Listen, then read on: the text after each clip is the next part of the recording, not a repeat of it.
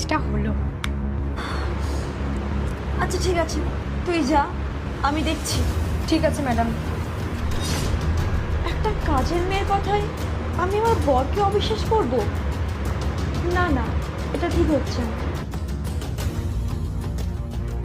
Baby, Soumi, আমার ওষুধটা তাহলে কাজ করেছে। কুসুম, কুসুম তাড়াতাড়ি আসো। কি হয়েছে? দেখো, আমরা যেই প্ল্যানটা করেছিলাম একদম সাকসেসফুল হয়ে গেছে। একে দিয়ে প্রপার্টির পেপারগুলো সাইন করাতে হবে, তারপরে তোমার আর আমার লাইফ একদম সেট। ঠিকই বলেছো, ওর জন্য না আমাদের জীবনটা পুরো নষ্ট হয়ে যাচ্ছিল। এইভাবে আর কতদিন লুকিয়ে লুকিয়ে রিলেশনশিপে থাকতাম বলো তো? ওর জন্য যত ঝামেলা হচ্ছিল, এখন ওকেই পথ থেকে আমরা সরিয়ে দিলাম। আমাদের রাস্তা তো ক্লিয়ার হবেই।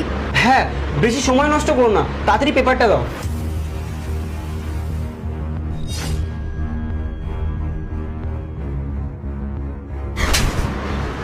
আচ্ছা, তাহলে এই ব্যাপার, তোমরা দুজন মিলে আমাকে ঠকাচ্ছিলে, আমাকে মেলার চেষ্টা করছিলে। হাই সন্তানটা, তুমি এর কথা একবার ভাবলে না? আমাকে দুধ খাইয়ে চেষ্টা করলে। মানে তুই দুধটা খাসনি? তোমার দ্বারা কি একটা কাজ হয় না? ওকে দুধটা খাওয়াতে পারোনি?